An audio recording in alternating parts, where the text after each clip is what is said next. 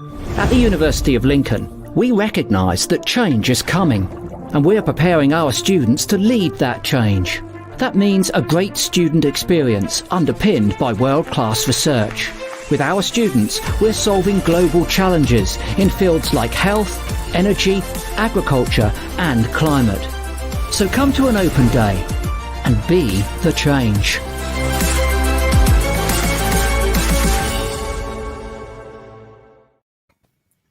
Good morning. It's the 9th of July. It's the 190th day of the year. There's 175 days till 2022 and only 84 days until the start of term here at the University of Lincoln. It's Tom Hanks's birthday, so happy birthday, Tom. And on this day in history, Henry VIII got his annulment from his fourth wife, Anne of Cleves. So a really, really important day. But most importantly, on this day, it's the University of Lincoln Open Day. So welcome to the University of Lincoln, where the sun is shining and it's a fabulous place to be. We're the Modern University of the Year, according to the Times and Sunday Times. We're ranked F Gold and we're top 20 in the UK for student satisfaction, according to the Complete Universities Guide. We certainly are. And welcome. My name's Emma and I'm co-hosting here this morning with Ellie. We've got a whole range of things that are sort of here for you. But as you can see, probably, or wondering where I'm actually on campus. And so if I just quickly move my laptop, but bear with me, hopefully you can see a little bit of the campus and that amazing Lincoln Medical School, which is our newest building on campus. So it's just one of those. And very shortly, myself and Ellie will show you a whole campus tour through a video to hopefully sort of give you a real feel, because we would really love you to be here today and sort of actually chatting with you now with your coffee is what we'd really like to do. But unfortunately, at the moment, we've got very limited visitors on campus. So although we do have visitors on campus though, Emma, you can join us for a live face-to-face campus tour. We've got around about 100 people visiting us today and the same tomorrow. If you would like to take advantage of your opportunity to come and visit the University of Lincoln and get a sense for yourself as what it's like to live and study on this campus, you can book a campus tour. And the link to our website is below, and that's how you book on the tour. The other thing you really need to do today is say hi to us in the chat. You can double click and join us on YouTube, where you can chat with us, or you can double click and join us on Facebook. Wherever you're watching from, please say hi and tell us where you are. And the other thing is, I have to admit, Emma and I are huge football fans, so we are really, really excited about the match on Sunday. And we're asking you for your score predictions. Emma won the score prediction on Wednesday, so we want to challenge you to beat Emma, really, see if you can predict the outcome. And I'm going to say a huge hello to all those people who are saying hi. George Morton, hi. And yes, we are lovely ladies, so it's lovely to see you, George. Tell us where you are. Sophie Richardson, good morning. Cheryl, good morning. Vicky, are pets allowed in accommodation is Vicky's question. We'll put that to our accommodation team later.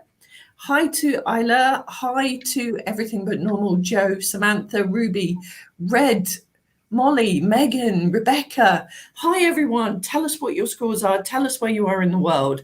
And Ryan on a bus. Hi, Ryan.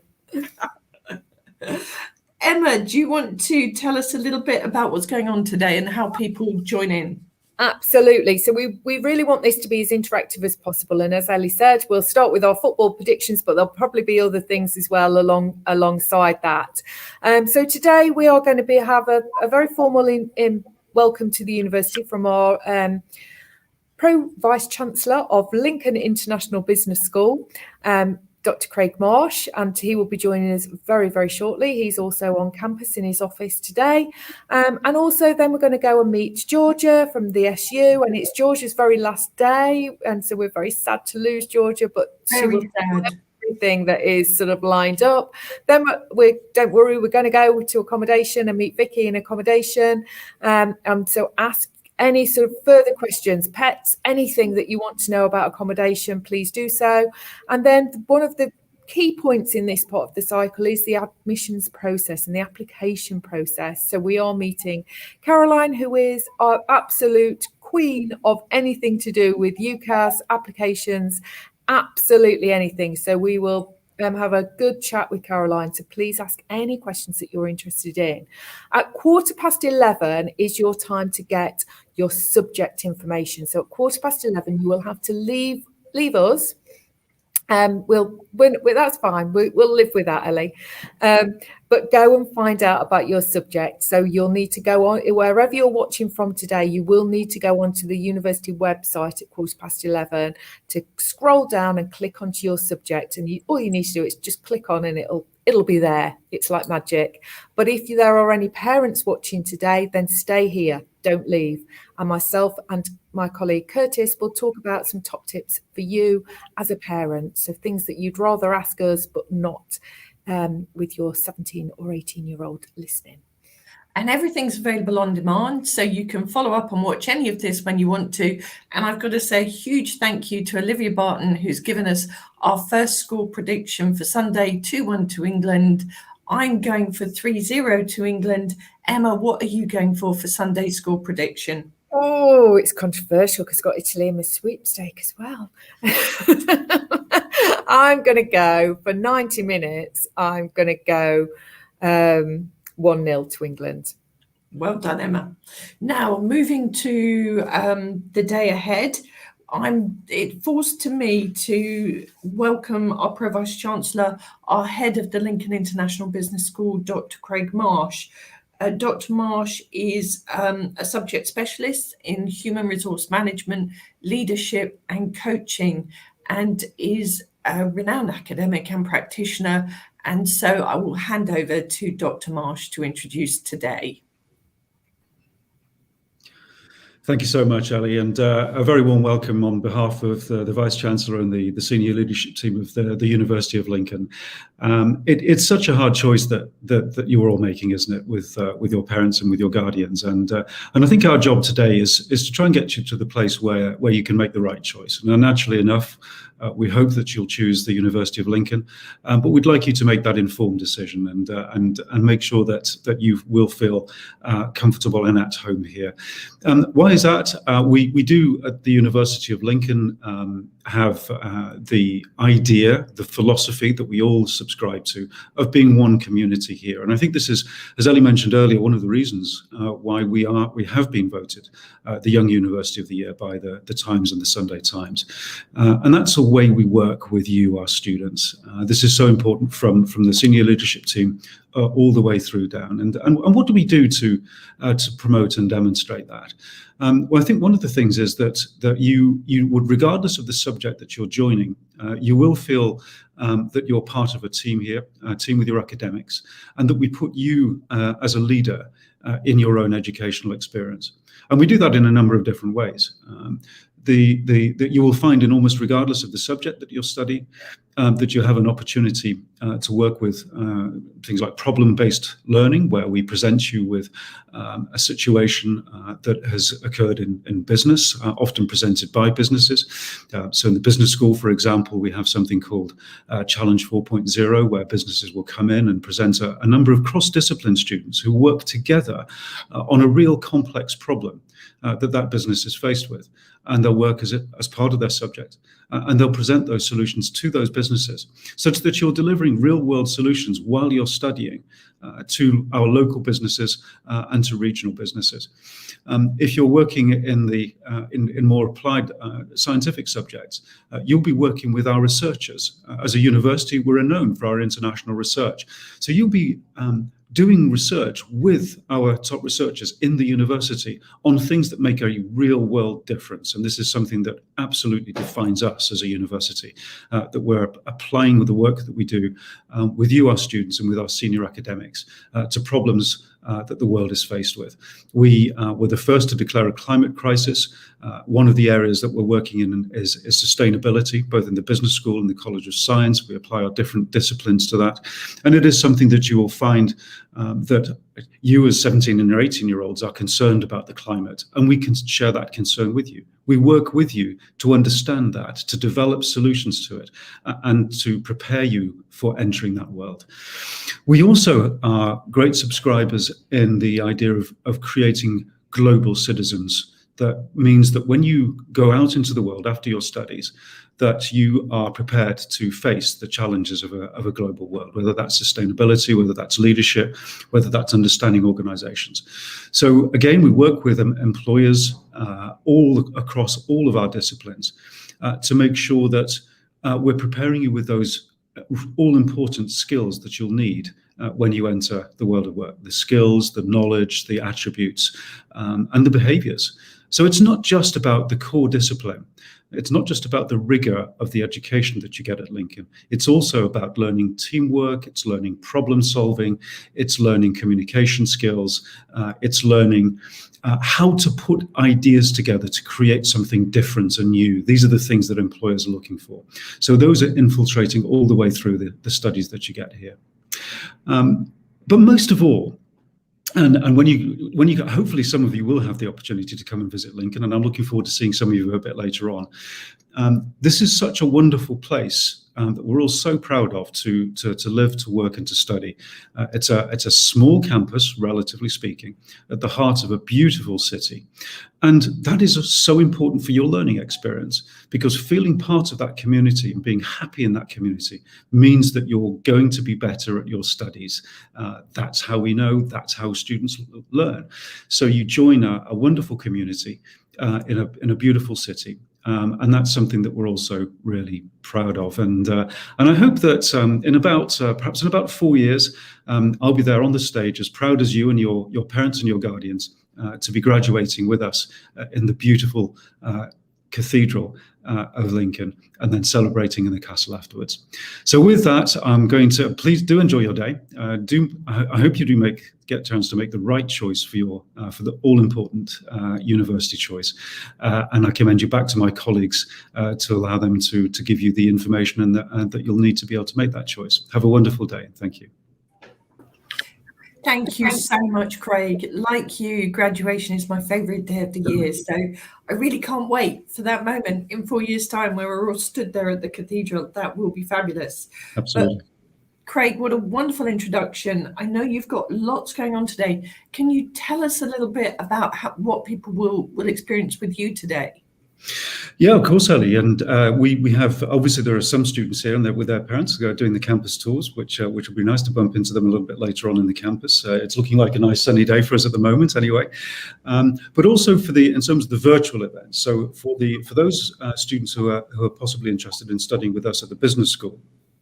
So I'll be in a few minutes. I'll be running a roundtable with my senior academics in the business school. So you'll have an opportunity to hear a little bit from my department heads, the ones who run those subject groupings for me in the business school, but also more importantly from some of our students who will be able to talk a little bit about their experience of studying at Lincoln. Because obviously it's really important that anyone who is thinking of studying here really hears it from fellow students as to what sort of experience they've had, and that's part of what we're doing here.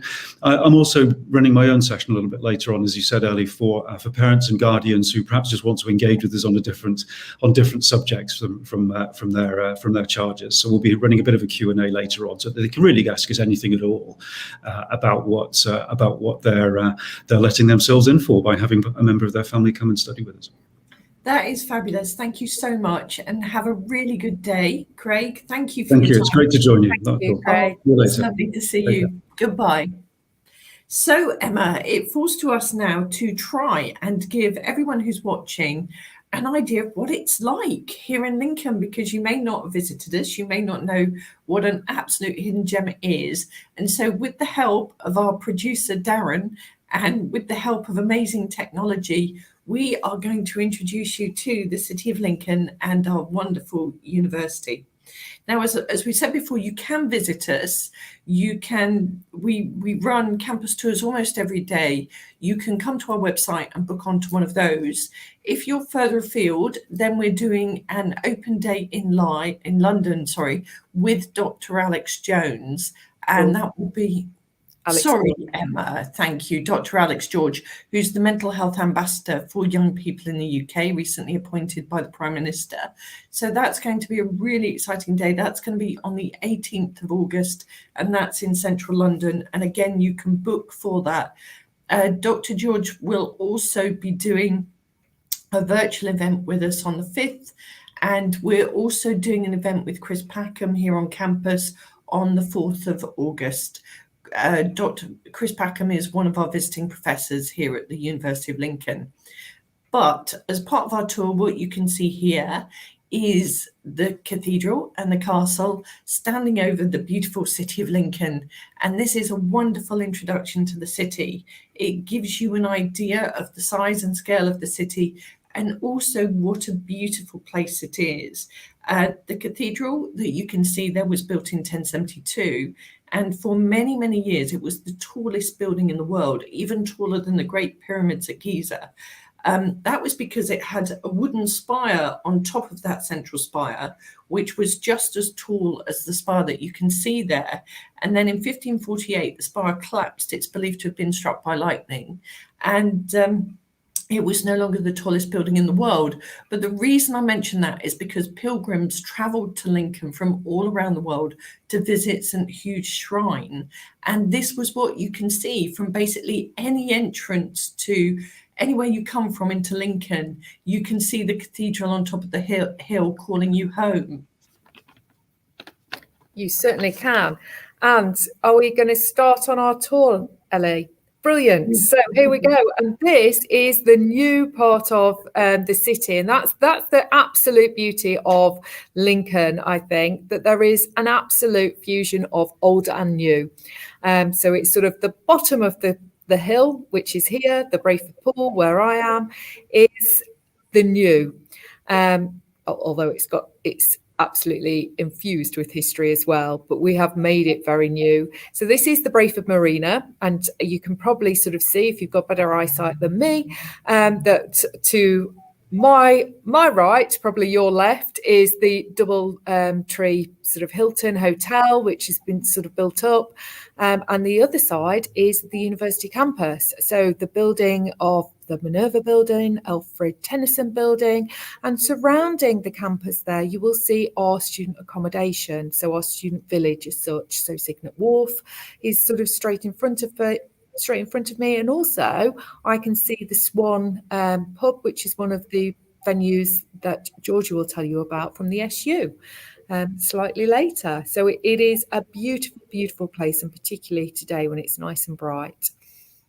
And this video gives you a real sense of the size and scale of the campus of the University of Lincoln. And we are really unique because we're a campus university, so everything is on campus. And this is a really great shot to show you our sports centre, some of our amazing sports facilities. The buildings sort of slightly to the right down the middle are some of our accommodation. And you can see everything on the left of the picture is some of our teaching areas, and everything you see here is the University of Lincoln, pretty much. So you get an idea that it's a very large campus. We're very lucky, lots of outdoor space, and that's been brilliant for us over the last year. We've erected teepees outside, put outside lots of catering, really made the most of that space.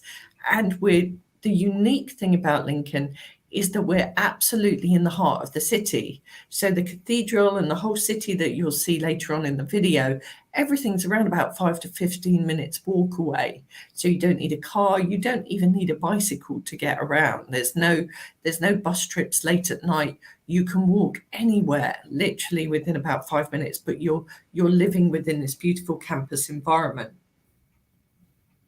You certainly are. And as we move through, you can also see all of the buildings here. And this one now that, thank you, Darren, has sort of stopped on. Darren is our producer today, by the way. I don't think we've formally introduced Darren. And this is what we call the Nicola Dilhay building. Now, what this houses is anybody that's interested in architecture. So if you are, please put in the chat what subject you are interested in. So we'd be really interested to know. Also in here is our fashion students, graphic design, absolutely anything, illustration, or anything that sort of art based really. And it's an amazing building. We've got incredible facilities in this building as well. It's always really impresses me because I'm far from arty, but it's absolutely, it really, really impresses me. So it's an absolutely, and smack bang in the centre of the campus, you will see. So it's beautiful. I think we can move on slightly. Thank you. And this building is where I am. So all of those windows there that you see is one of these windows here. This is the Isaac Newton building. And I'm going to challenge you as to tell us where you think that Isaac Newton was born, and understand the connection with Lincolnshire and Isaac Newton. Now, Isaac Newton, as you know, was somebody that was very clever.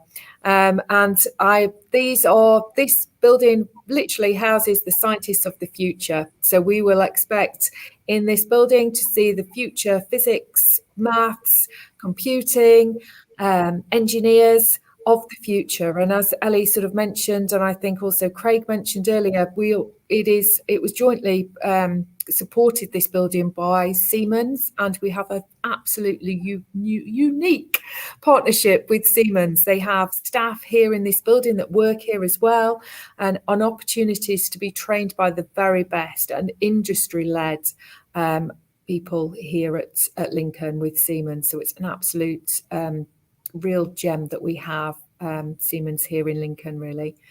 It is, and we have lots of partnerships with fantastic organisations such as The Guardian. But I am going to say hello to so many people in the chat who have told us what they're studying. George is doing biochemistry, Melinda paramedic science, Eddie law, N47H law, Lauren psychology, Eve drama and English, Joe politics, another lawyer coming through. Lots of lawyers with us today. Fine arts, so you'll be really interested in that building. There's beautiful studios in that building, Kayla. Emma, more film and TV. Rebecca, history. More psychology, but with forensic psychology, really exciting. And Snot Girl, you are right. Isaac Newton was born in Grantham. And what is really exciting is I think it was Woolsthorpe Manor gave us a cutting from the apple tree that Isaac Newton sat under when the apple fell on his head. And that is now planted just outside of our building there. So we actually have a little Isaac Newton orchard coming along. We've got Adam doing maths and physics, Megan graphic design, Just Ben film production, midwifery, animal behaviour and welfare for Ryan. So Ryan, you'll be really interested in what we're talking about later in terms of the wildlife and biodiversity on campus. But moving on, our library is an award-winning library. It's architecturally beautiful. It's open 24/7 at key times of the year. Studying in there is absolutely beautiful, whether it's 3 a.m. or 3 p.m. It's a really great and beautiful place to be. There's around about 250,000 resources available for students, and a lot of those you can access online as well, which is really, really useful. There's lots of computer and social space. There's study carrels. It's a really great place to study. And there's obviously coffee available in the library as well, and snacks not far away to keep you revved up and ready to learn, because obviously you read for a degree. So studying for a degree is very different to being at school. You're sometimes involved, as Craig explained, in creating new knowledge, getting involved in brand new research that really is making a difference around the world. So the library is absolutely fundamental to reading for a degree. And it's really exciting to be part of that sort of development of new knowledge, isn't it, Emma? It certainly is. It's what that's what excites you, and that's the exciting part of joining a university, because you will be studying a subject that you are excited about and that you love, and so you can put absolutely everything into it. So gone are the days of sort of probably 10 or 11 GCSEs. You can narrow that down to 1 or 2 subjects and really absolutely be passionate about that subject and really draw out absolutely everything around that subject and more to learn. So that we're really excited that lots of people are interested in joint degrees as well, like maths and computer science and things like that. So it's very exciting times for all of you. And next up, the university is situated right in the heart of the city, and here we are in the marina. What you can see opposite you is literally a 2-minute walk away.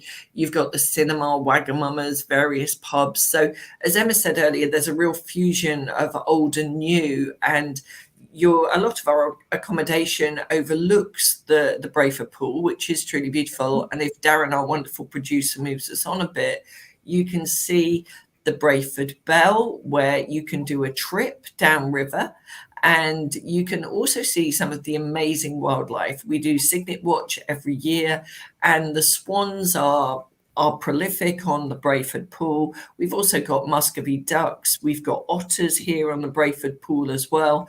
And I mentioned Chris Packham. He comes every year, and we do a biodiversity review of the Brayford pool, and lots of young people come and join us for that. And our academics from our College of Science, led by Professor Libby John, who's a renowned expert in biosciences. This year, on the 4th of August, we're doing this live and on campus, and you can register on our website to come and join us and join with Chris and actually do what we're calling Summer Watch on the campus to look at the animals. Isn't that right, Emma? It is. So it's very exciting. We love Chris, don't we, at Lincoln, and he loves us. So we're very fortunate. So yeah, thank you, Darren. All you need to do to learn more about that event is literally go onto our website and click on there and find out more about that. So exciting things to come and more to find out. Are we going to move on with our tour a little bit? And so this is the beautiful city of Lincoln. And as you will see, we are very proud of saying wherever you're from, you are at home pretty much. So Lincoln really feels that. There is a very steep hill, which we've talked about, that reaches us up to the castle and the cathedral. Now, this castle, Ellie will tell you a little bit of history because I am bound to get it wrong. So it is a Norman castle, I understand. You're right, Emma. It's a Norman castle built in the 11th century. The thing that's really exciting about it, I suppose, is it contains a copy, one of the only 4 surviving copies of the Magna Carta, but that sits alongside the Freedom of the Forest document. So if you love history, Lincoln really is the place to be. It's so beautiful. It's a beautiful place to be. It was also a Roman garrison. It became a Roman retirement village. So there's a lot to discover. Round every corner, you'll suddenly find Roman ruins at the bottom of the bank or some steep hill, and all sorts of things pop up when we've been building our new facilities. There certainly is, and the cathedral is at the top of this very steep hill, which is fused with all sorts of boutiques, tea shops and pubs and all sorts. And it's there's always somewhere just to stop when you're a bit exhausted. But the cathedral here, as we sort of reach the cathedral, is where we hold our graduation. And I know that Dr. Craig Marsh has mentioned this and Deli has mentioned it, but we're so incredibly proud of our graduation ceremonies. After 3 or 4 years of sheer hard work to get to graduation, this is the most spectacular celebration that you could have.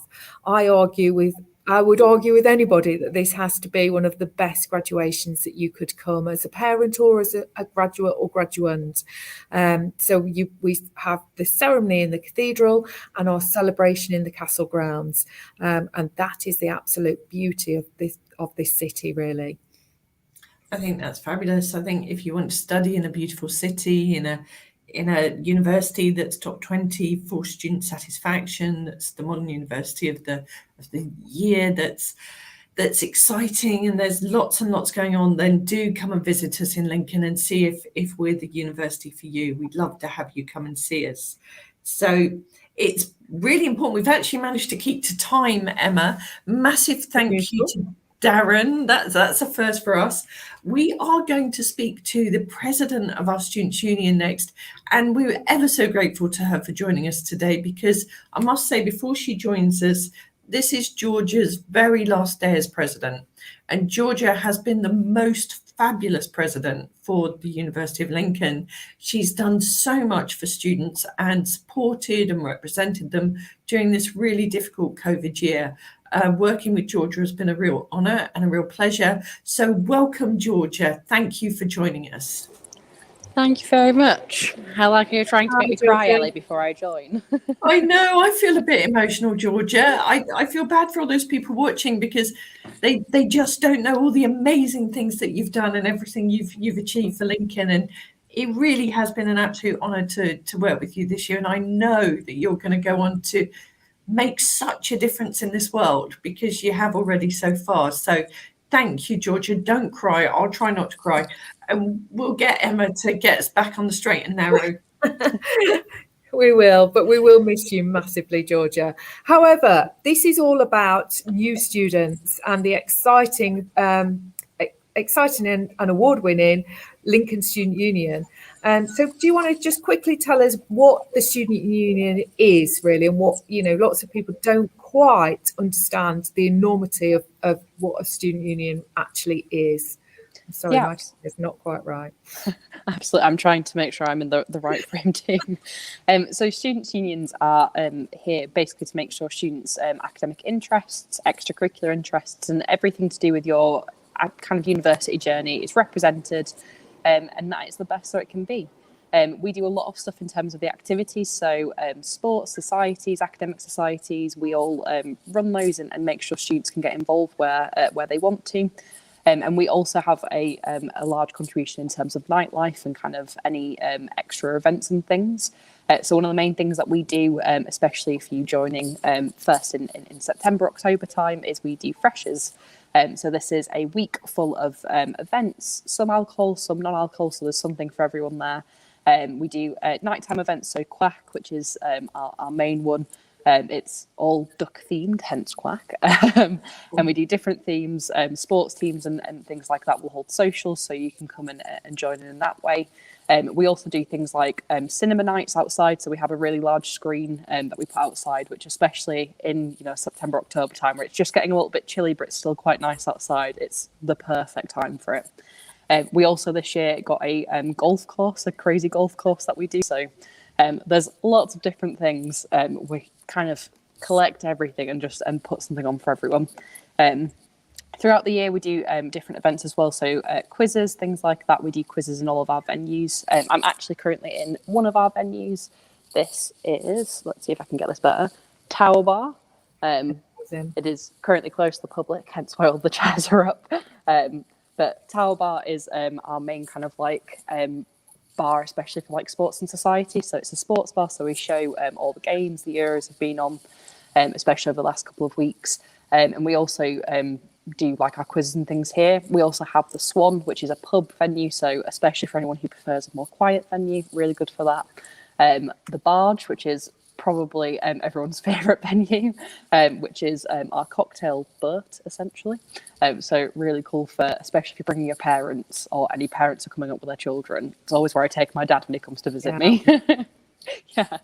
Your dad is so lucky. I am going to say, Georgia, just to make sure you cry, our amazing Vice-Chancellor, you've probably spotted in the chat, Professor Mary Stewart, has posted a little message to you saying, well done, Georgie, and going on to a great graduate job from Lincoln.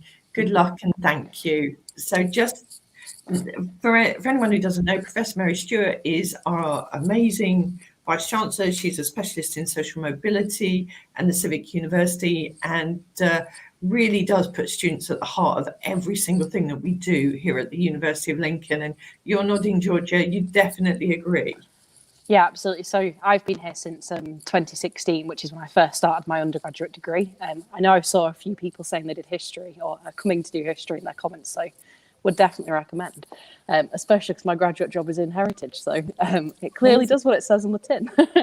But yeah, since I started in 2016, everything that I've done with Lincoln has always been to kind of help not only my academic side of things. Obviously, you come to university to do your degree, But actually everything else I've learned along the way. There's so many trips and things that were organised by the university that I love to go to.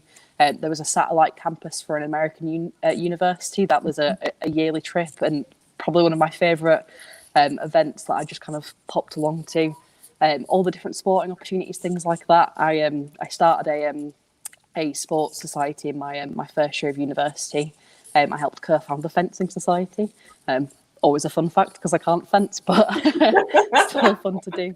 But yeah, everything that I've done over the 3 years of my undergraduate, the last 2 years of being the Vice President Education and President, have just been absolutely incredible. And I think, Lincoln is really unique in that sense. There is so much personal kind of points and individualism put into every single experience. Every student has a different kind of story to tell and different benefits and things like that. And I think, that really is down to the detail paid by everyone here, all the staff, all the academics. I could not speak more highly. You probably couldn't got me on a better day as well to speak more highly. So.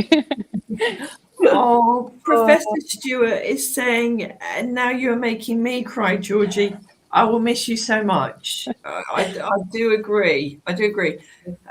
Mary, it's so kind of you to watch us today. And if anyone's got a question for our wonderful Vice Chancellor, do pop it in the chat and I'm sure she will answer you. She is a wonderful, wonderful, inspirational woman. And I'm very lucky to have worked with her. And I know Emma feels the same. But I am going to take a question because Henry Smith asked an important question. Will Welcome Week be in person this year, Georgia? Yep. So the plan so far, obviously we have to go by COVID regulations, all that kind of stuff, but we are planning for an in-person Welcome Week, which is incredible to be able to say. Obviously, with where things are looking with the roadmap and stuff, it's looking really positive. So the type of events that we usually do at Freshers, like I said, so we do a big quiz where we give away really big prizes, so like PS4s and things like that. So pretty cool. There's always like a blow up flamingo or something as well. So very different ends of the scale depending on what type of gift you want. And everyone always goes to the PS4 and I'm like, I want the blow up flamingo, thank you. But yeah, so events like that, we've had loads of different kind of big headliners as well. I think in my first year we had Example come and do our Welcome Week, which was great. We've had Florence the Machine in the engine shed before, so it's it's literally anyone's guess kind of who we can get and who comes. But there's always a relevant kind of big act. I thought you were going to say there's always a Russell. We always seem to have one of the Russells. There is always a Russell. I think we had Russell Kane for this year, so I'm hoping it's Russell Kane. There are a lot of Russells. I'm sure Russell Howard's. Yeah, as well. I think we've got Russell Howard as well. I know it. I've spotted that. Definitely. Yeah, we've got Russell Howard coming up in the engine shed. I think next year, or towards the back end of this year.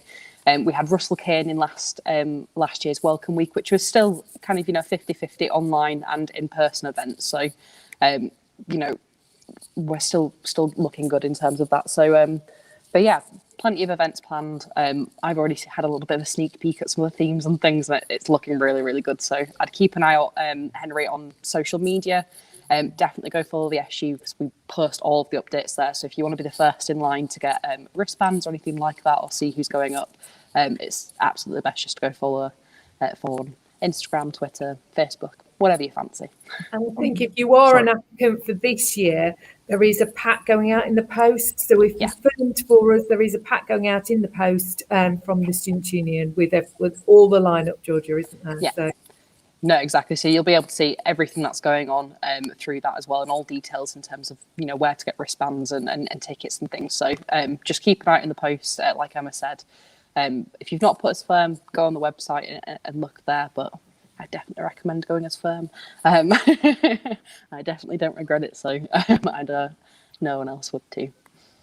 And Georgia, you're coming to the end of your sort of current journey, although you'll become an alumnus and you'll stay with us forever. But what do you wish you'd known 4 years ago, and what top tips would you give to anyone watching at this point? I think probably one of the biggest things that I'd recommend. So in my first year, I know I said I co-founded the Fencing Society, but I did that entirely with a group of friends that I live with. One of my kind of things that I wish I'd known is signing up with more societies when I first came to university. I focused very much on kind of getting settled into my accommodation and my degree and things, and I do wish I'd pushed myself a bit more. I joined drama in my third year, and I only wish I'd have joined earlier because it was one of the best years of my my degree doing that. So joining as many societies and things like that and getting a taste for everything as soon as you get here, definitely one of my biggest tips. Probably a more practical tip.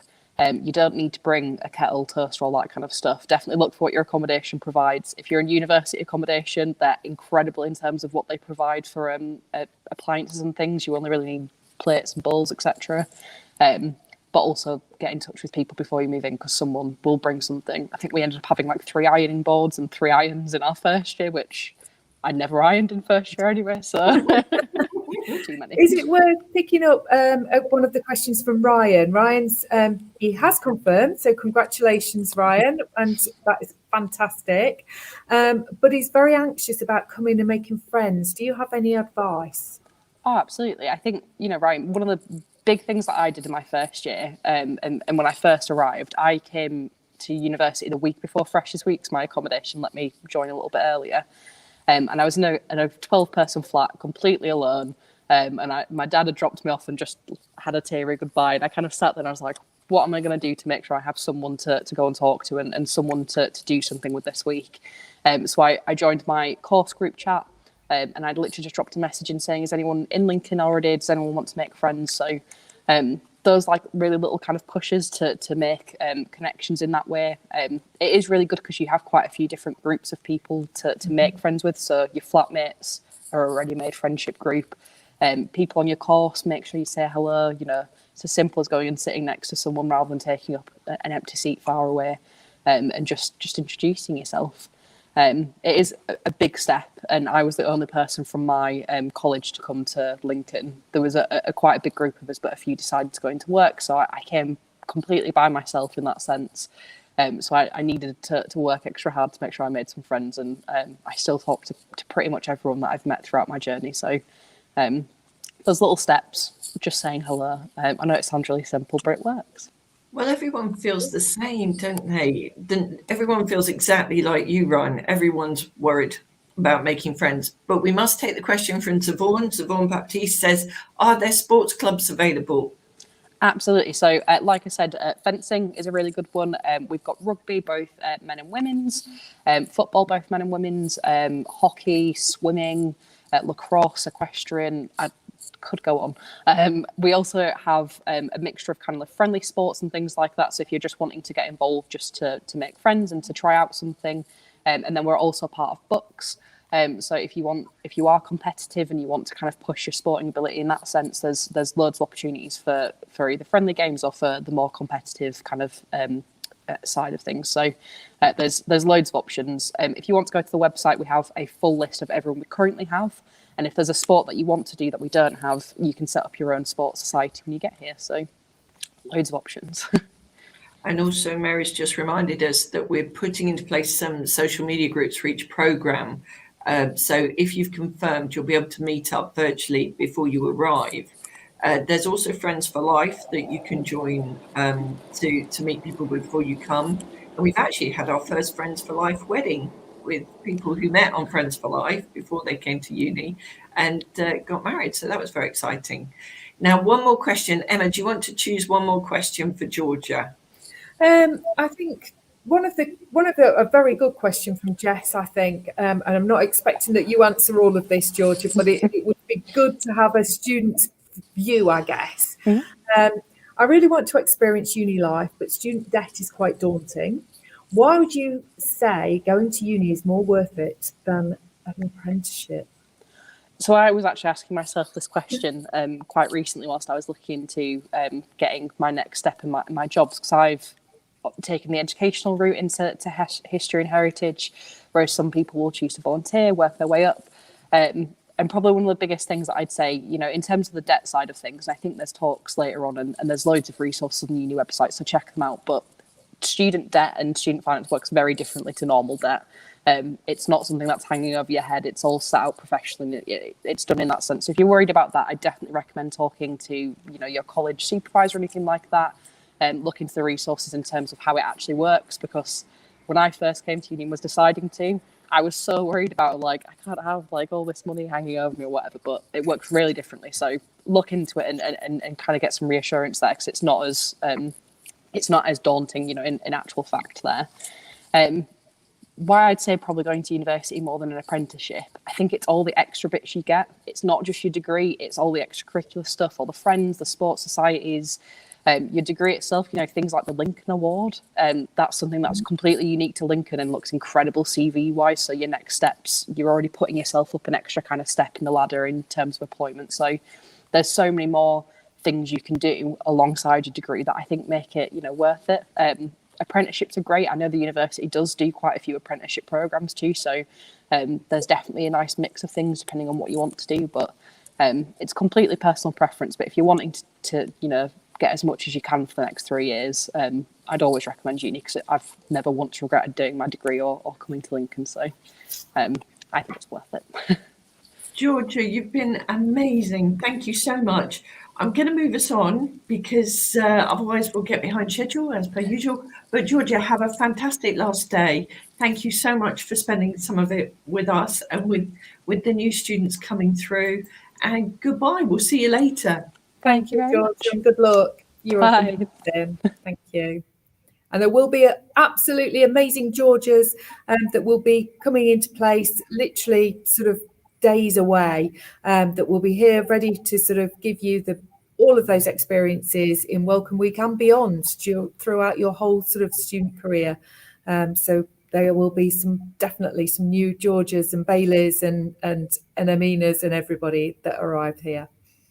Ellie, is it time to visit our accommodation? Because I think we've got questions. Yes, it is really important. We must go and see our accommodation. Get ready. We're going to do another live tour. Vicky, welcome. Thank you for joining us. Tell us where you were and what's going on. I'm going to ask Darren to unmute you. Thank you, producer Darren. Vicky, how are you? Where are you? What's going on? So I'm really good, thank you. So today I'm in St Mark's, which is our brand new accommodation for this year. But you could, if people watching, you could be here this year, you could be here next year, but I'll give you a tour so you get a feel for the place. So it is quite a large accommodation, St Mark's. There is about 1,500 beds here. So it's a great little student village. So a whole place to meet everyone during freshers. And it boasts some amazing views from the window. So from this window, we can see the Gateway, which is another one of our accommodations. You can see just how close we are to campus. You can see the medical school and the Nicola de la Haye building as well. So yeah, some great views from the window of St Mark's. And this is just one of our accommodations. We have a whole variety available, from Lincoln Court and Signet Wharf, which are in the heart of campus, to Valentine Court at 179, which is just a 5 to 10 minute walk. We've got something available for everyone. So let's go into the kitchen area of St Mark's and we'll just show you that. That's amazing. That looks so as you can see, you've got quite a large kitchen area with plenty of space for everyone. So this is a 12-bedroom apartment. So you won't be fighting for space, cupboard space or anything like that. There's plenty of room for everyone. And as George said, you have got your kettles, your ovens, your fridges, everything all here already for you. Is there a toaster, Vicky? There's not a toaster, but if you do manage to get to find your flatmates on the Facebook groups and everything, maybe discuss who brings the toaster so you don't have about 10 or 12 floating around. Good tip. Yeah. But no, as we come through, you see a bit more of the kitchen. You've got an island in St Mark's. You do have a long table in the middle at Signet Wharf, but this is a special feature of a couple of our accommodations, which is, I think, is a nice personal touch. But yeah. And then we will show you the bedroom. Oh gosh, thank you, Vicky. And then we'll take some questions because we've got loads of questions coming up in the chat. Do post your questions for Vicky while she's showing us around, and then we'll come back and give her a little quiz. So as you come into the bedroom, so all the bedrooms at Lincoln University are very similar apart from Lincoln Courts. So they all have the 3/4 bed, and then they have storage both above the bed. That's beautiful, isn't it? And below the bed. I wish I was a student again so I could move into St Mark's. Because But you're no. one of our alumni, aren't you? Yes, Vicky? I am. I stayed in court, so this is quite a bit different to courts. So yeah.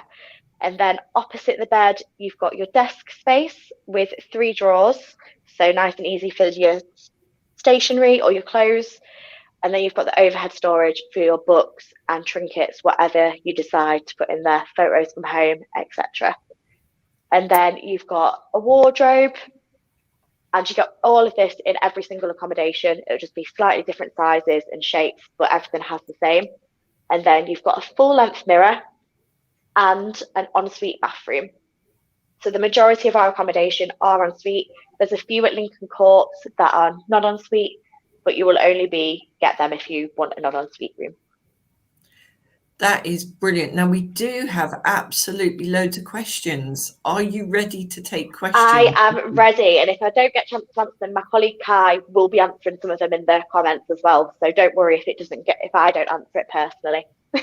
Okay, no, that's great. I'll pick one and then Emma will pick one. I'm just going to take through them in order. Go for it. Which building is this, and which accommodation is nearest to the Brayford Pool campus? Ooh. So I am in St Mark's, which is just, I'd say it depends on which side of St Mark's you're on. It's about a 2 to 5 minute walk away from campus. Lincoln Courts and Signet Wharf are located in the heart of campus, so they're probably the closest ones to everything. But all of our accommodation is within a 10-minute walk from campus. It is. No, sorry, Emma. It's all right. Somebody has asked if they can have, and this is sort of a general one really, if they can have a view of accommodation at the moment. Now, as Ellie has mentioned earlier, we have campus tours happening several days in the week. And can you sort of tell us which accommodation is available to view, Vicky? That would be helpful. So at the moment on our campus tours, we are only showing the Signet Wharf flat. But if we do have the availability to show St Mark's or the Gateway, we are trying to get them all available, obviously, for when the restrictions are lifted. So at the moment, it is just Signet Wharf. Fabulous. And Ryan, who needs to be part of our team, I think, because he asked such good questions, says, is this accommodation like the Gateway at all, Vicky? I.e., are they similar? They are. They all have aspects of each other. So depending, the rooms will be quite similar. I think the bed under the window in the Gateway and the underbed storage is slightly different, but the room layouts will be slightly different. But they do all have the long tables, the large sofas, obviously in all shapes and sizes, but they do all have the same similar modern features. And for Ryan, oh sorry. No, Ryan, Toby's just moved. If you just go back just slightly, Toby, where you were. Toby is the cameraman. You will just at the edge of the Gateway there, Ryan. So if you haven't actually been to Lincoln yet, that just puts into perspective. If you can see that white building is the Nicola de Hay building, so it sort of stands out. But that's how close the Gateway is to the campus. So just to help you out there. And before Emma comes in with another question, just while I remember, our very first question, which I promised we'd put to you, Vicky, was, can I have a pet in my accommodation? Unfortunately not. As much as we'd love everyone to have a pet, it's just, we can't do it. It's just a policy. That's a big no on pets then. Yeah. All right, over to Emma. Olivia has asked, Olivia Barton, is there any options for accommodations to be catered for? I'm afraid not. All the accommodation at the University of Lincoln is self-catered. Okay, thank you very much.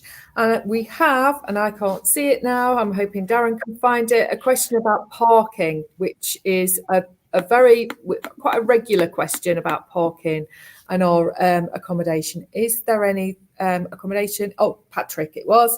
Is there on-site parking for students that will not be in accommodation and driving every day? Oh, I actually am not 100% sure on this. Depends on the permits that are being offered at the time. We only have one accommodation with car parking, which is Valentine Court, but we don't have an on-site pay and display kind of thing. But we do have a few car parks dotted around that students could pay for, or they could speak to the council to get special permits. Kind of one of the things we're trying to figure out and arrange this year, because obviously everything's a bit slightly different. So yeah. And 4 people have asked, can I have a room to myself? And before Vicky answers that, I would just say that both Emma and I would strongly recommend that you share accommodation. You still have your bedroom to yourself, but sharing living and social space just means that you'll make friends and you'll meet people. You can lock yourself in the bedroom if you want to, but you can come out and say hi. And Vicky, what would you say? I say, yeah, 100%. The bedrooms are all single occupancy, so you'll have your own room, so do not panic. It's just the kitchen and the living area that is shared. Unless you live in a studio, then you'd have your own kind of kitchen in there, but then have a shared lounge as well. So your bedroom is completely yours, and then it's just shared common facilities. A really good question from Matthew Flanagan. Are the different sizes of rooms, or are they all the same? So that's a good question. So in St Mark's, they are all the same, exactly all the same size. In the Gateway, the studio and ensuite rooms are slightly different sizes, obviously, to the studio having the extra kitchen space. At Valentine Court, there's 3 different sizes of rooms, but they're all similar in size to what I've shown you today. Same at Viking House, Signet Wharf, and Courts, all very similar sizes to what I've shown you today. No, that is brilliant. Thank you. I think I am going to move us on, Emma, unless you've got an urgent last question for Vicky. I just thought, because Ryan has asked so many questions, is there any good disabled access? And that is a really good question. I know the student wellbeing team are sort of answering questions, but are there any rooms? I think the question for everybody is, are there any disabled access rooms in our accommodation? So all of our accommodations offer disabled access rooms. So they are not in every single block, but we do have availability in every single accommodation for a disabled accessible room. And I'm going to ask the accommodation team to pick up some of the other really good questions that are coming through. Emma, I understand you might actually be meeting Ryan today, because Ryan's coming on for a campus tour today. So I think we'll be offering Ryan a job as one of our ambassadors, given how engaged he is. That would be really good. Vicky, thank you so much. You've been fabulous as ever. The accommodation looks beautiful, doesn't it, Ems? It does. It's fabulous. We are absolutely blessed by incredible accommodation here at Lincoln. So yeah, we're very lucky. Yeah, and there's lots of it, which means we can guarantee accommodation to our first years who confirm their place by a certain date. And generally, we give students the opportunity to stay on into accommodation. But I'm breaking my own rule here. We must move on. We're running late. Vicky, thank you so much for your time. Lovely to see you. We'll see you later. See you later. We'll see you tomorrow, definitely. Have a good night. See you tomorrow. And let's move across and say a massive hello and welcome to the Queen of Admissions, one of my favorite women in the world, Caroline Connell, who, for me personally, was amazing when my stepson came to university, and she really helped him understanding the whole admissions process and get everything right, and is so kind, and her team are fabulous with everyone who joins us. So welcome, Caroline. It's really good to see you. Hi, Ellie. Hi, Emma. Nice to see you too. We've got loads of people watching. If you've got an admissions question, then please post it in the chat so we can put it to Caroline. But I'm going to hand over to Emma to put some of our questions to you, Caroline. Yeah, so the very first question, Caroline, obviously is the very obvious question is, how do you apply to come to university, I guess? Is that your clock going off, Ellie? I'm so sorry. We have too many clocks. We'll have the cathedral bells going. The cathedral bells will go off in a minute as well, won't they? Because we're just getting to it. I'm quite near the cathedral because I'm on campus too. So yes, applications to universities are made through UCAS, and one of the beauties of applying through UCAS is that everything's online. So you can choose up to 5 choices to make, and you do one application. So you do one application on UCAS, and you choose your choices through there, and you get access to something called UCAS track, which allows you to manage all of your applications. So you've just got one place. You'll probably get to know your UCAS login details off by heart as you go through the year, but it just allows you to see what's happening with each of your applications and what stage they're at. So everything is done through UCAS for applications. And applications for next year 2022, they're open now, so you can start working on writing your application, so there's plenty of time, and you can start submitting from, I think it's the 7th of September, and there's a window right up until the end of January, I think it's the 26th of January, but with a slightly earlier deadline for medicine, which I think is the 15th of October. Fabulous, and there could be some medical students, potential medical students watching as well, so that's good to know, to sort of highlight that. I've got a question here. If my course is asking for a DBS check, how would that be carried out? So that's the cycle. Yeah, so DBS checks, try not to use too many acronyms, just so people know. So that is something that you would need to have if you're applying for something like nursing or midwifery, where you're potentially coming into contact with vulnerable people, children. And that tends to take place much later on. So it's after you've been made an offer and you've accepted it. And we start doing those sort of checks over the summer before you're due to enrol. So it's sort of right at the end of the process. And we've got another question for Patrick. So I think this is just to clarify deadline dates, really, Caroline. Patrick has said, is that for every medical course with an early deadline? So I think it's just to clarify. That. Yes, it's for medicine, dentistry and veterinary as well. So it doesn't apply for things like nursing, paramedic science, midwifery. They're the January deadline. So it's just those three areas. That's the 15th of October. Thank you. That's amazing. Are there any top tips that you would give anybody about to start their application? So I would sort of say, it's all sorts of 11 o'clock. If you were to give sort of a big top tip, starting to sort of complete your application, which lots of people are doing now in sort of year 12, what would you give as that top tip, really?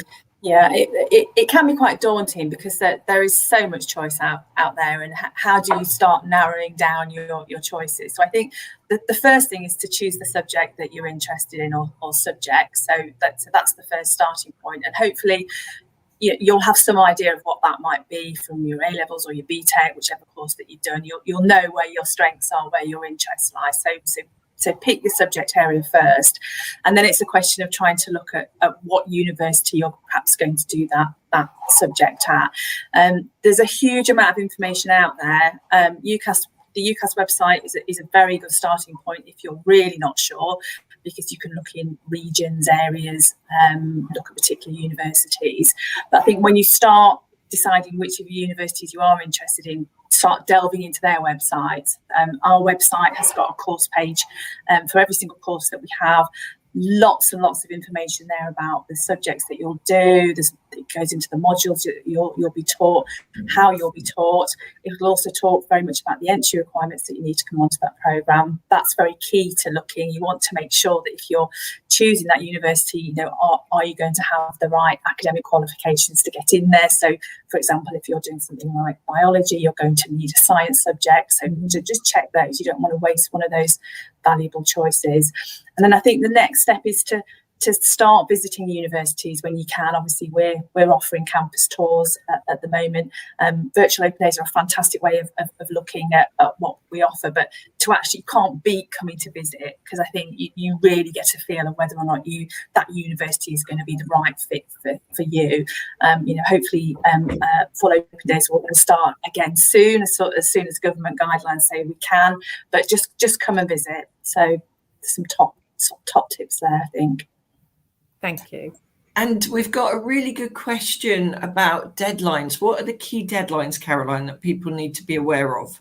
Yeah, so the early deadline for medicine, which is the 15th of October, and then for everything else up to the 29th of January. Now, you can apply from the 7th of September, so it's really up to you in that window. It's quite a long window, when you want to apply. So whenever you feel ready and you've done all your work on your application, submit it. But we guarantee to give equal consideration to everyone that applies by that January deadline. So there's plenty of time, and obviously everyone that's here today is getting organised early and trying to sort of refine their choices. So yeah.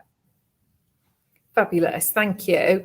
I'm trying to sort of get all of the questions. So one of the questions from Eleanor is, will all applications be treated equally after the deadline, or is there a first come first served situation for popular courses? Yeah, so that's a really good question. It's a very good question, and Eleanor, you're absolutely right. Equal consideration up to the end of January, but after January we will stay open until the end of June if we have vacancies. Now this is where it gets really it's important to look at the web pages, because if you look at our web pages now, it'll tell you whether or not we're open or closed for this year. So just keep an eye on that. So if we have vacancies, then yes, we will accept applicants, but it is a first come first served basis after the 29th. So that's a really good question, Eleanor. Thank you.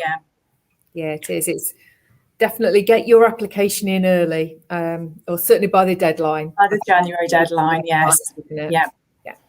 And just asking you 3 questions from me. Firstly, so any other sort of key guidance that you would give to anyone considering Lincoln at this point in the cycle, Caroline? What should people be doing and thinking about if they're applying for 2022? Yeah, I mean, I think again, just doing your research, looking at course entry requirements, and also if you're not sure, contact us. As a university, we accept applications from around the world, and we can't put every entry requirement on the website. So if you can't see the qualifications that you're doing and you need a bit of advice, then contact us. You can contact Darren's put the contact addresses up. So telephone, email. We've also got online chat as well during the week. So that's another way. And I think I'd also just say potentially for mature students as well, if you're thinking about that change in coming to university, perhaps retraining, and you're not sure whether or not your qualifications match what we need, contact us, and we'd be really happy to give you that advice. We take, as I said, we take applicants with all manner of qualifications, experience, and everything. So just keep in touch, because it usually it's the first time that people have applied for university, so it's everything's new. So just get in touch and get that advice if you need it before you submit an application. No, that's super. The other question I wanted to put, I know this isn't necessarily admissions, Caroline, but people often ask us about welfare and welfare support. And I just wondered if you could say a few words on that. Yeah, I mean, it's a really important part of university, sort of the pastoral care that we can provide. And we've got a fabulous team of wellbeing advisors that are here that can offer support and guidance throughout the time that students are with us. If they're having any challenging times or difficulties, they're here. And we've got a team of counsellors, wellbeing advisors, educational officers. We've got a doctor's surgery on site as well. And obviously, Georgia touched on this, but the support from the student union as well. So there's a wealth of support here, and a big team and a great team who are really helpful.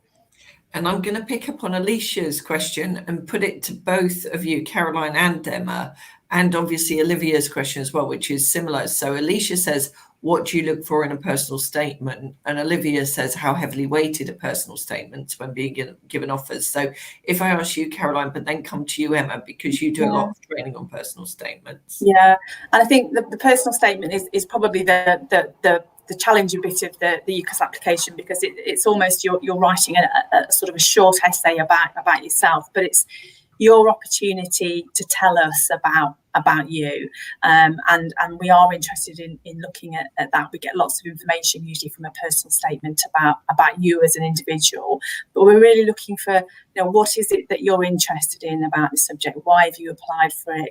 Why are you passionate about it? We're looking for that type of thing in your personal statement. I'm wanting to know why you've chosen that subject, and what's your current understanding of it. Personal statements are scored for some courses, so they're a key part of the application and selection process, particularly for courses like medicine, nursing, midwifery. But we're also really interested to see if you've done any additional work experience, if you've done any extracurricular activities. So it's an opportunity for you to tell us about you and what you've done and what you hope to go on and achieve during your studies. Emma, I don't know if you want to add any. Yeah.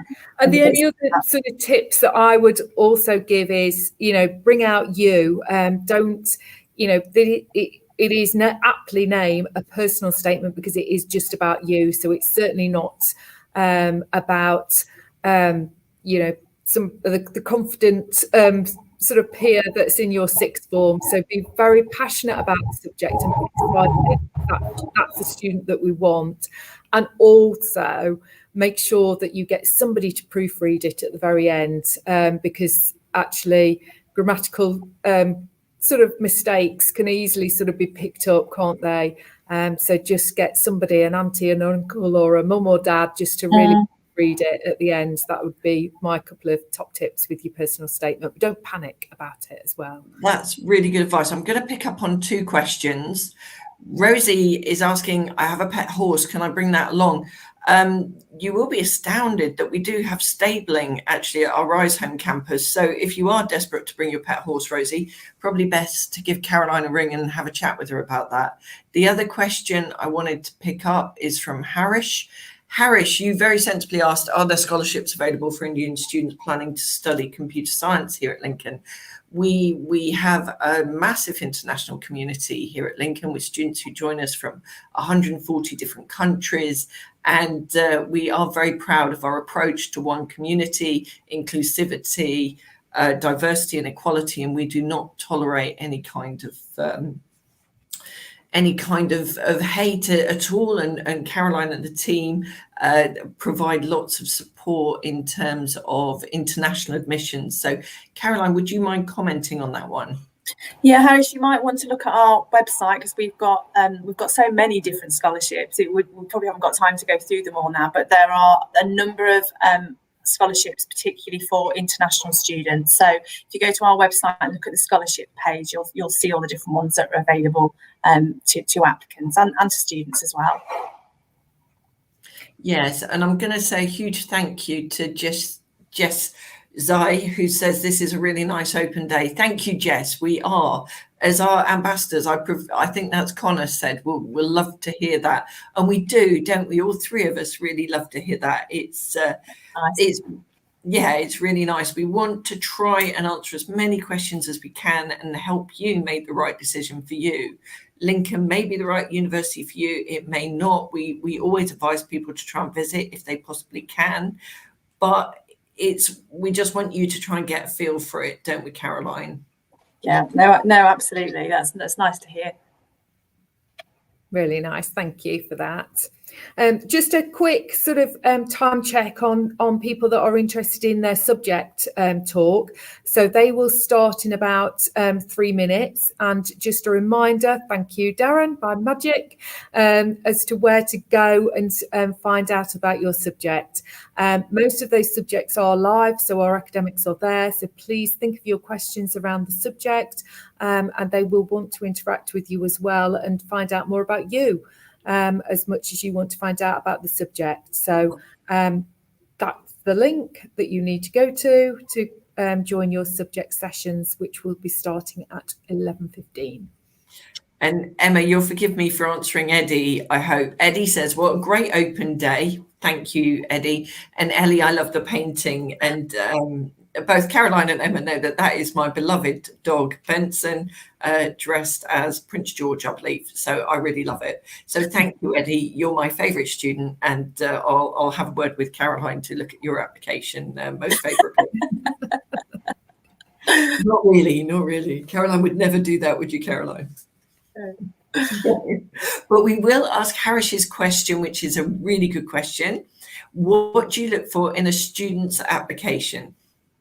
Yeah, that's a good question. So the first thing that we would do when we got your application is we're going to look very carefully at your qualifications. So we're going to want to know anything that you've completed, so any qualifications that you've already done and achieved. So it might be things like your GCSEs, it might be other things that you've done at school or college. So it's important that they're in your application, because again, there are potentially GCSEs that you will need. You might need English, you might need maths or the equivalent. And then we'll start looking at the qualifications perhaps that you're currently doing. So we'll be looking at your A-levels, BTECs, Access, those sorts of programmes, and what is it that you're currently in the middle of. So again, just checking back to see whether or not you meet those entry requirements. Then we move on to your personal statement. So we'll be looking at that. We've talked a little bit about personal statements and what we look for in those. But we're also going to look at your reference as well. So you'll have provided a reference as part of your application. Usually that's from your teacher or your tutor. It usually needs to be somebody that can comment on your ability to study it at the next level, and looking at all of that as a whole. So that's the process that we'll be looking for. I would just mention that depending on which course you apply for, it does depend on who deals with your applications. So for lots of our courses, it's our admissions team that will look at all that information and make a decision. And that decision is usually quite quick, usually happens in a number of days. So you could expect to hear back from us for that offer. But if you're applying for a course that interviews, so it could be an art programme, a design programme, it could be one of our health related programs, medicine, nursing, that will be an interview. So it's a little bit of a longer process. And a slightly longer selection process for that. And that offer takes a little bit longer, obviously, to come through because of that. Caroline, you are the best. It is 11:15. As Emma said, you need to join your subject session now. Parents, stay with us, because Emma's going to be doing something very special for parents, young people or older, mature students who are looking to join a subject session. Please go to the website, scroll down, find your subject session, and do join it now. Emma, did you want to say a comment on any of that? No, that's absolutely right. That's what you need to do. But if you are a parent watching, or a guardian or a family member that are watching on behalf of a potential student, then hang on, because our colleague Curtis is going to join me for sort of 15 minutes of sort of a chat around top tips. Things that you don't necessarily sort of know where to find, but we can point you in the right direction, and ask us our questions. Ask your questions, and we'll point you in the right direction. So Caroline, you've been amazing. Thank you so much. So we'll say goodbye, Caroline, and we'll see you again tomorrow, because we're doing all of this again tomorrow. If you've got nothing better to do tomorrow, then join us, but be ready with your score predictions. Caroline, we'll see you tomorrow. Thank you so much. Thank you. Bye. Bye, everybody. Thank you. And if you think of a question overnight, then please ask us, because we're here and it's much easier to ask and get the answer instantly from us. And do come and visit if you can. Absolutely. Yes, definitely. So I think it's time, Ellie, for you to leave and see you in the morning. And it is time for Curtis to join us, or join me, or join us both for now. Hi, Curtis. Hey, how are you? Hi, Curtis, and goodbye, Curtis and Emma. Thank you for a fabulous morning, Emma, and have a super session with the parents. Goodbye. Goodbye. Thank you, Ellie. And as Ellie has said, we have campus tours that are running throughout the summer. So please, if you want to visit this beautiful campus, please come. That's exactly what we want you to do. So get the information online and then come and visit us. Thank you very much, Darren. So this section really, Curtis, is me and you sort of thinking about the things that, you know, as much as I wish I was 18, it's sort of thinking about really, as a parent, what would I need to do to get my son or daughter sort of really prepared for university? We fully appreciate this last sort of 18 months has been quite challenging. And for those students that are sort of waiting for their A-levels now or currently in year 12, it's sort of quite a challenging sort of thing, and they would have normally visited universities by now, many people, and that's not been the case. So can we sort of think about things? So what are the main things that, as you start an application, Curtis, that you really need to sort of think about, and particularly as a parent supporting somebody? I think that's the key thing.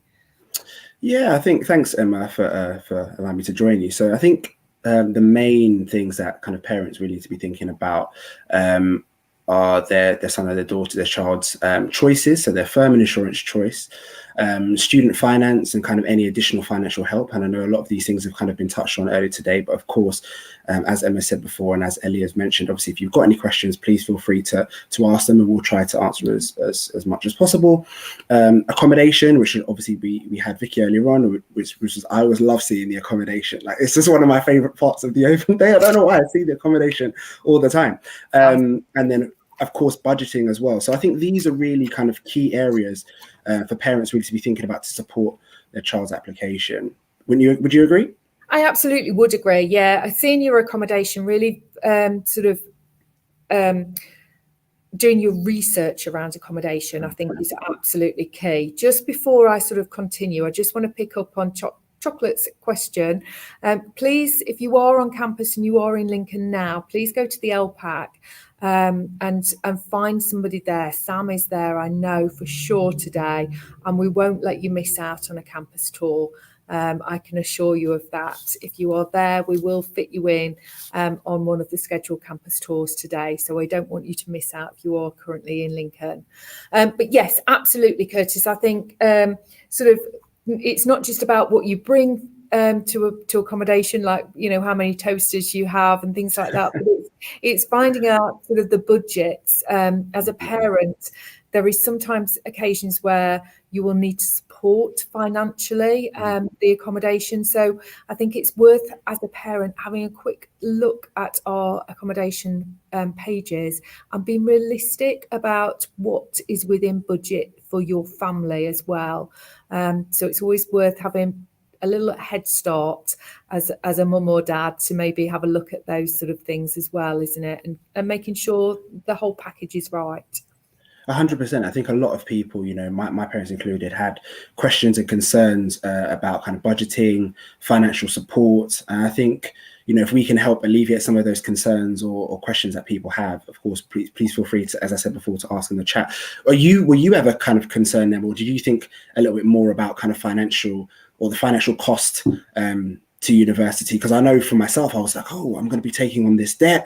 When do I have to start paying it back? And it was, you know, at the time, I think I then found, you know, the right websites to use. So the government website, the Martin Lewis, he's got an informative website, hasn't he? What's his, I can't remember the name of his site. Yeah, that's right. He has. You're absolutely spot on, Curtis. I always like to use this website. It is the Martin Lewis, so the Money Saving Expert website.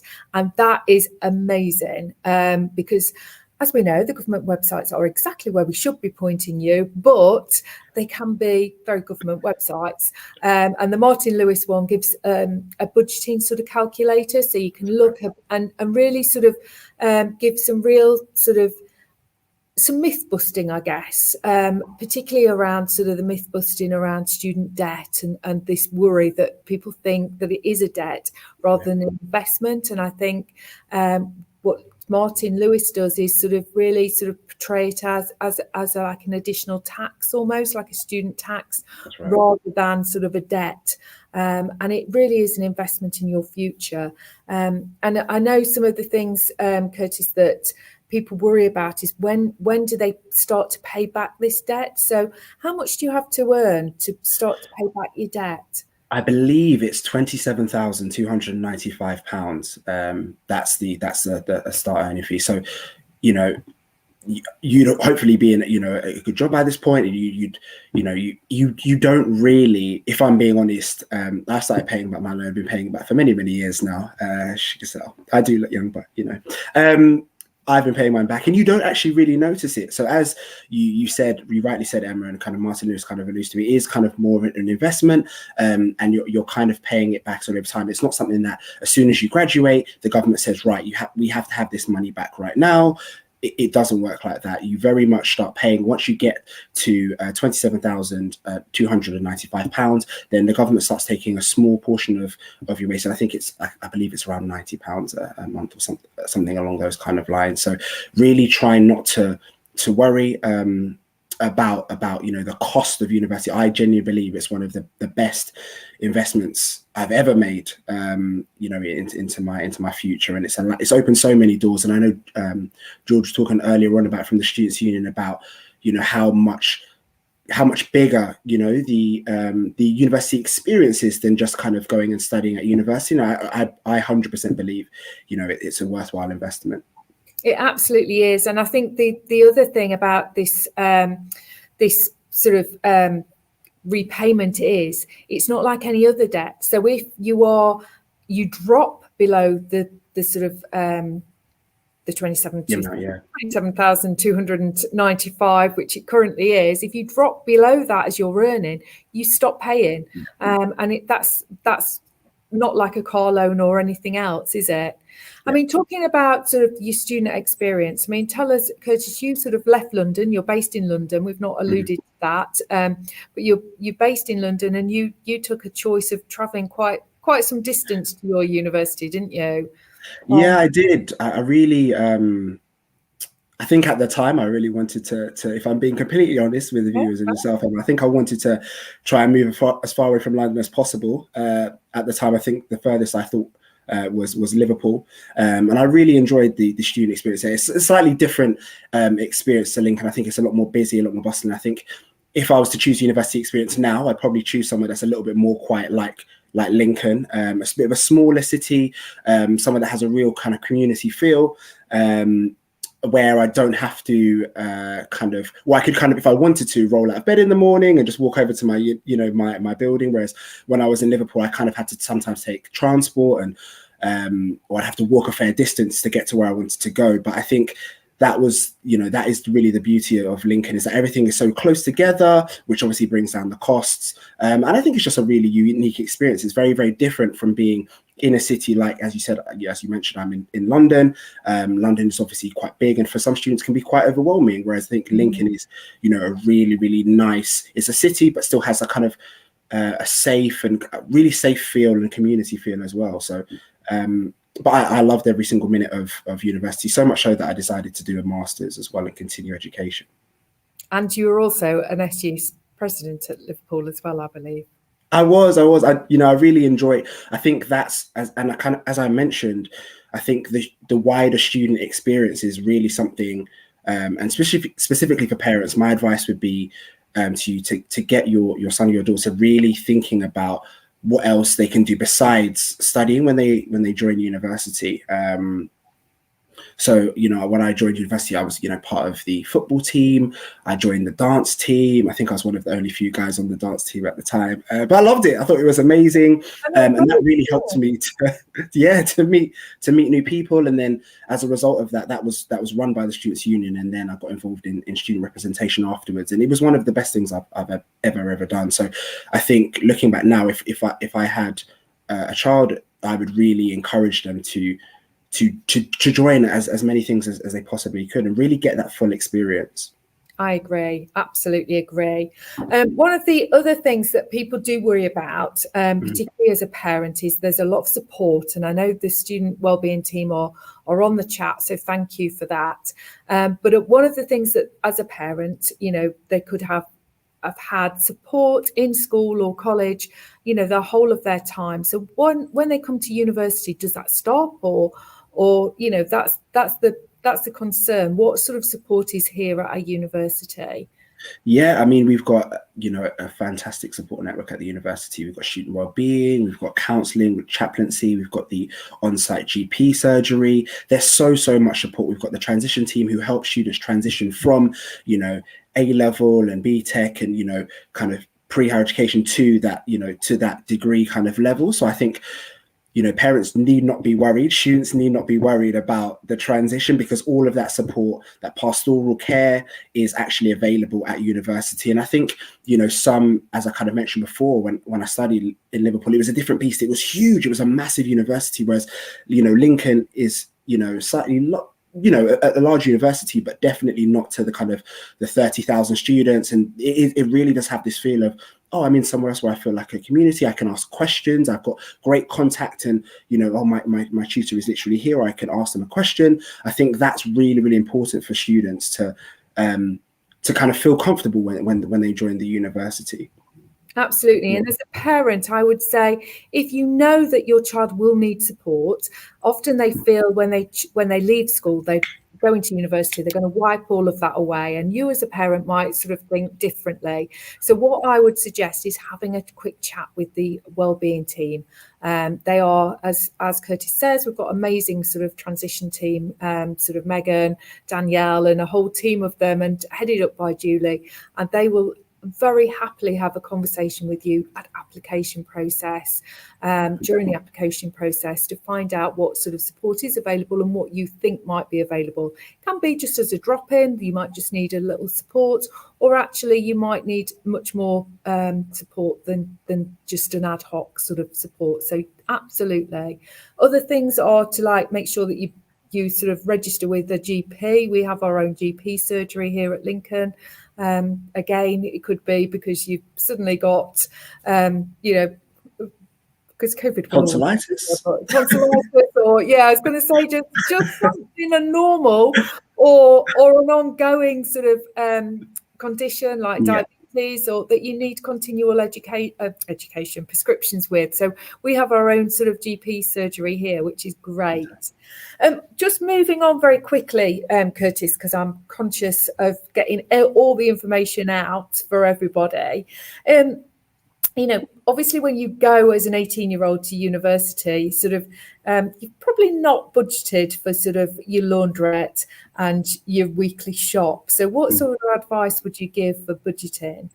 Do you know what, this is a question that we get asked a lot of the time, and I think it's a really, really good question. I think in terms of something that we've not really touched on, I think going back to the finances, if you can open a student bank account, because I think student bank accounts always kind of give you, or they try to give you little extras, which should kind of help and support your university kind of journey. So I know when I started university, I opened a NatWest bank account, and then I got the young person's Royal card, which gave me a third off fares. So that could be something as well that you think about. In terms of budgeting, I think really try and maybe before you go to university, if there are any students still watching this, try and help mum and dad with their weekly shop. Think about what you spend on Nando's every month, or think about how much you pay for the cinema. Think about how, these little things that, you might spend money on ASOS or ASOS or however it's pronounced. Think about these kind of things, and think about, actually, when I go to university, am I going to be able to fund this lifestyle that I have when I'm at home with mum and dad?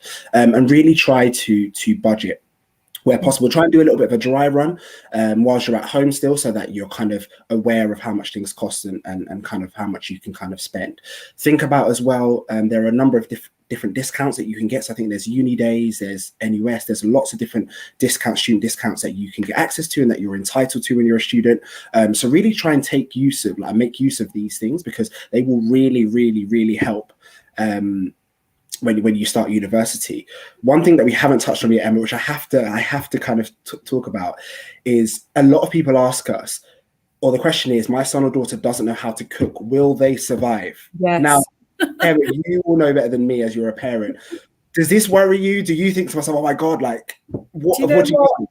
It doesn't worry me that much, because fortunately for me, my son did a lot of sort of cooking over COVID. I think he got so bored because he's used to being out a lot that actually he took to the oven, and we cooked a little bit together over COVID actually. So the very basics. So I could quite confidently say he'd be able to sort of cook sort of a bolognese and a bit of pasta quite easily, and I think to any parents watching, I think that's a really key thing to sort of encourage.